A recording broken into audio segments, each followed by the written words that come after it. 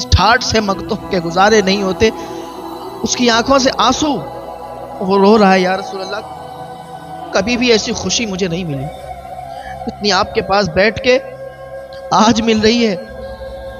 کیونکہ لوگوں نے مجھے اپنے سے دور بھگانا چاہا. لوگوں نے جب بھی میں ان کے پاس بیٹھتا تھا وہ مجھے اپنے سے دور بھگاتے تھے. میں غریب، مجھے غریب سمجھتے تھے، غریب سمجھ کر مجھے اپنے سے جدا کرتے تھے. لیکن واحد آپ ہیں جو آج میری تمناؤں کو بھی پورا کرتے ہیں، میرے دل میں جو آرزویں تھیں ان کو پورا کر رہے ہیں. حضور کے سامنے رونے لگتا ہے. حضور کے بھی آنکھوں سے آنسو نکل رہے ہیں. آنسو پہنچے. حضور نے کہا یار دنیا اگر تجھے اپنے سے دور کرے گی، میں محمد بھی تجھے اپنے سے دور کر دوں گا کیا؟ اگر دنیا والے تجھے اپنے پاس نہیں بٹھائیں گے تو کوئی بات نہیں، میں محمد ہوں جو اپنے پاس تجھے بٹھانے کے لیے تیار ہوں. میں محمد اپنے سینے سے تجھے لگانے کے لیے تیار ہوں. بڑی امید ہے سرکار قدموں میں بلائیں گے، کرم کی ایک نظر ہوگی مدینے ہم بھی جائیں گے. کرم کی ایک نظر ہوگی مدینے ہم بھی جائیں گے. جلدی جلدی سارے انتظام ہونے لگے. حضور پاک صلی اللہ تعالی علیہ وسلم کے پاس ایک غریب صحابی آئے. آنے کے بعد رونے لگے. حضور نے فرمایا کہ اے میرے دوست کیوں روتے ہو؟ وہ کہنے لگے حضور ابھی تک لوگوں نے میرا مذاق اڑایا ہے، کسی نے بھی مجھے تسلی نہیں دی، کسی نے بھی مجھے یہ نہیں کہا کہ میرے پاس بیٹھ جاؤ، مجھے سہارا نہیں دیا. اگر میں کسی کے پاس بیٹھ گیا تو وہ اٹھ کے چلا گیا. ہمیشہ میرا مذاق اڑاتے ہیں کیونکہ میں غریب ہوں، میرے پاس مال و دولت نہیں ہے. اور یا رسول اللہ صلی اللہ تعالیٰ علیہ وسلم میں آپ کا دیوانہ ہوں، آپ کے پاس اس لیے آیا ہوں کہ آپ کے پاس بیٹھتے ہیں تو سکون ملتا ہے. آپ کے پاس آیا ہوں تاکہ لوگوں کی شکایت کروں اور آپ کے ساتھ بیٹھ جاؤں، کچھ سکون ہمیں بھی حاصل ہو جائے، میرے دل کو بھی کچھ سکون ہو جائے کہ میں آپ سے باتیں کروں. حضور پاک صلی اللہ تعالیٰ علیہ وسلم اس کے دل کو تسلی دینے لگے، اس سے باتیں کرنے لگے. اس کی باتوں کو سن کے آپ رونے لگے، آنسو پہنچے، اسے تسلی دی. نمی حضرت جبریل علیہ السلام آ گئے. وہ کہنے لگے یا رسول اللہ صلی اللہ تعالیٰ علیہ وسلم یہ شخص جو ہے جو آپ کے پاس بیٹھا ہوا ہے یہ کل ظہر کے بعد مر جائے گا، یہ کل ظہر کے بعد انتقال کر جائے گا، اس دنیا کو چھوڑ کر چلا جائے گا. حضرت جبریل یہ پیغام سنا کر چلے گئے. حضور پاک صلی اللہ تعالیٰ علیہ وسلم نے اس کو یہ مناسب نہیں سمجھا کہ بتائیں، اس لیے کہ دنیا والوں نے اس کا دل توڑا ہے، تو اب میں اس کو یہ بتا کے اس کا دل توڑنا نہیں چاہتا ہوں، کیونکہ میرے پاس آیا اس لیے ہے کہ میں اس کا دل جوڑوں، اس کو تسلی دوں، اس کے دل کو سکون پہنچے. تو آپ نے اس سے فرمایا کہ مجھے یہ بتاؤ کیا تمہاری کوئی تمنا ہے، کیا تمہاری کوئی آرزو ہے جو میں ابھی اسی ٹائم تمہاری آرزو تمہاری تمنا کو پوری کروں؟ اس نے کہا یا رسول اللہ صلی اللہ علیہ وسلم میں بہت زیادہ غریب ہوں، میری ایک آرزو یہ ہے میں نے کبھی بھی میٹھا حلوہ نہیں کھایا، مجھے میٹھا حلوہ کھانا ہے. حضور فرماتے ہیں اور بھی کوئی تمنا؟ کہنے لگا یا رسول اللہ میری دوسری آرزو یہ ہے مجھے سب نے دھتکارا ہے، مجھے سب نے ذلیل سمجھا ہے، نیچا سمجھا ہے، غریب سمجھا ہے، کسی نے عزت نہیں دی. یا رسول اللہ میں جوان ہوں تو میں چاہتا ہوں یا رسول اللہ آپ میری شادی کروا دیں، کیونکہ مجھے اپنی لڑکی کوئی نہیں دے گا، لیکن آپ اگر حکم فرما دیں گے تو آپ کو کوئی منع نہیں کرے گا، آپ میری شادی کروا سکتے ہیں.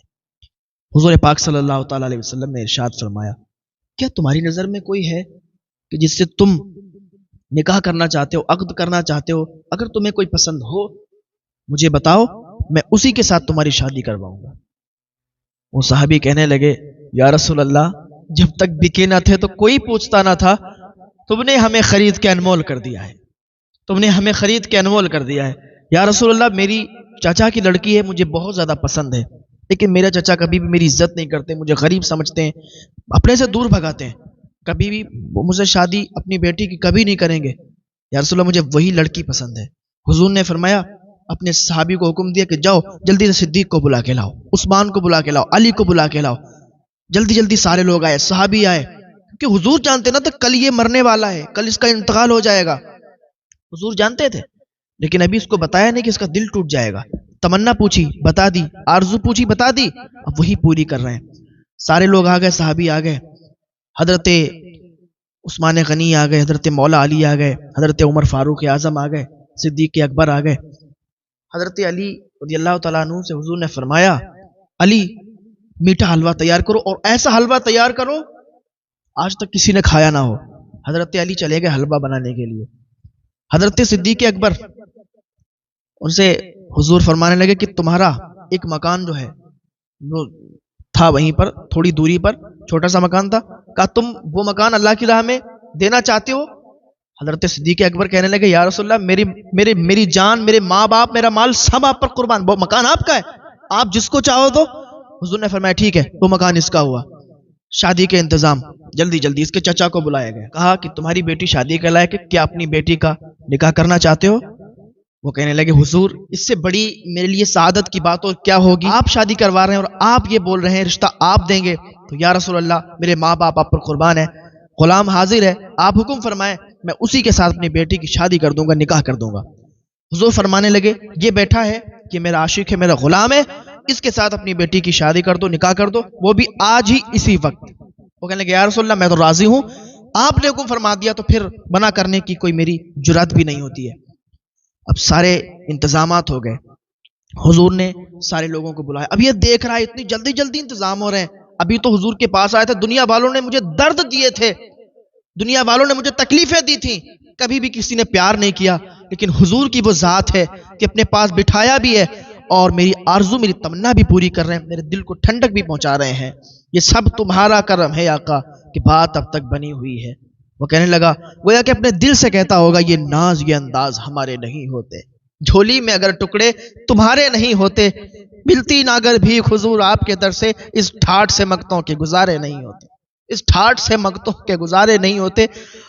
اس کی آنکھوں سے آنسو, وہ رو رہا ہے یا رسول اللہ کبھی بھی ایسی خوشی مجھے نہیں ملی اتنی آپ کے پاس بیٹھ کے آج مل رہی ہے, کیونکہ لوگوں نے مجھے اپنے سے دور بھگانا چاہا. لوگوں نے جب بھی میں ان کے پاس بیٹھتا تھا وہ مجھے اپنے سے دور بھگاتے تھے.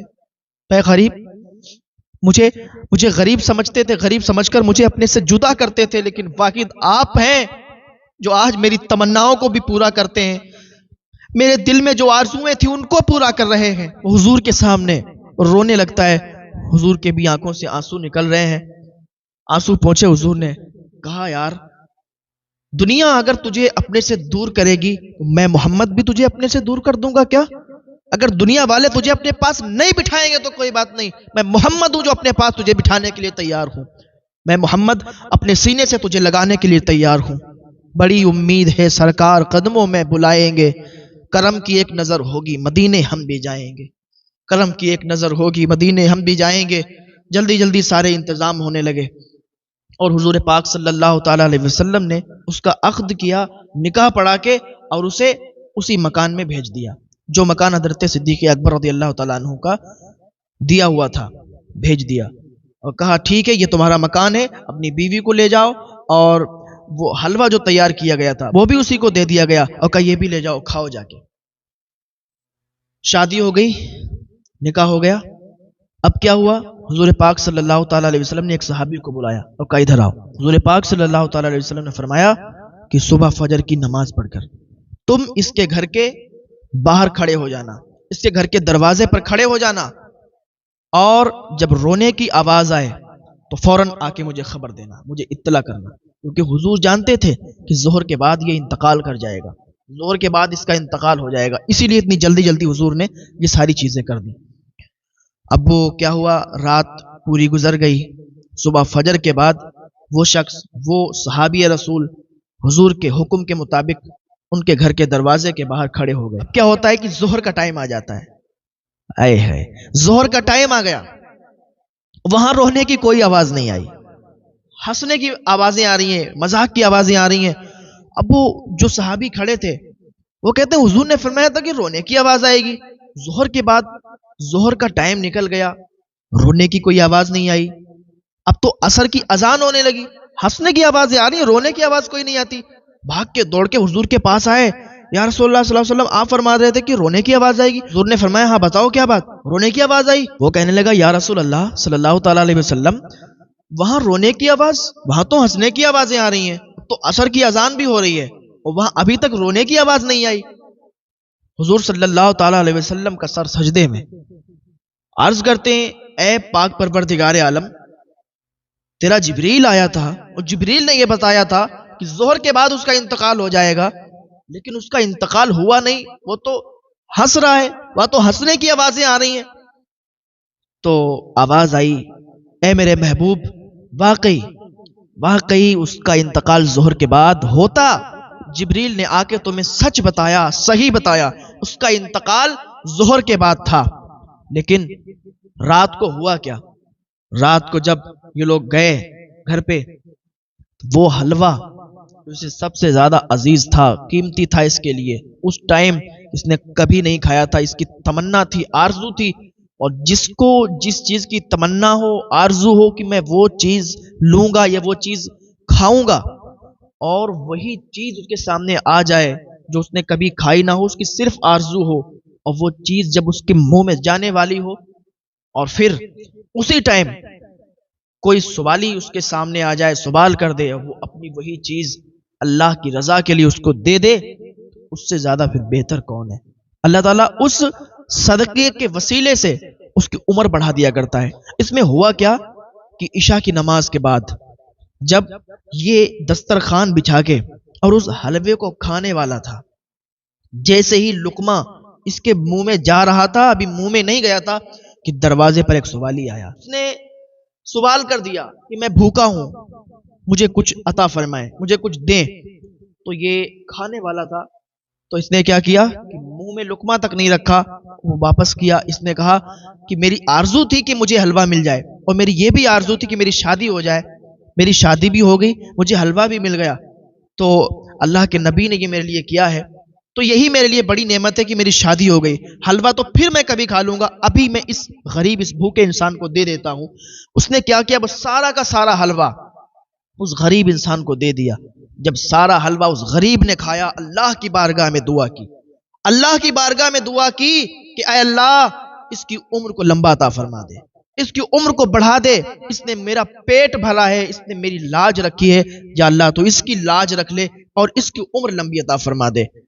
तो अल्लाह रब्बुल इज्जत का इरशाद हुआ, ऐ मेरे महबूब, इसकी उम्र को बढ़ा दिया गया है। वाकई इसकी मौत जोहर के बाद हो जाती, लेकिन इसने सदका कर दिया, उस सदके की वजह से और उस फकीर की दुआ की वजह से इसकी उम्र को बढ़ा दिया गया है, इसकी उम्र लंबी हो गई है और उसको मौत नहीं आई है। तो पता चला कि अगर सदका आप करते हैं, खैरात करते हैं, किसी गरीब को खाना खिलाते हैं, तो अल्लाह ताला उसके जरिए से तमाम बलाओं को दूर कर दिया करता है, उम्र को लंबा कर दिया करता है, उम्र को बढ़ा दिया करता है। अल्लाह की राह में सदका करने से उम्र को भी बढ़ा दिया जाता है, उम्र में इजाफा हो जाता है। अल्लाह को राजी करने के लिए, अल्लाह की रजा के लिए गरीबों के पेट को भरें, उनकी मदद करें और सदका करें। सदका बहुत सी बीमारियों से हमें छुटकारा दिलाता है, सदके से बहुत सारे मामलात हमारे हल हो जाया करते हैं। अल्लाह ताला की बारगाह में दुआ है, अल्लाह ताला हम सबको नेक अमल करने की तौफीक अता फरमाए, गुनाहों से बचने की तौफीक अता फरमाए।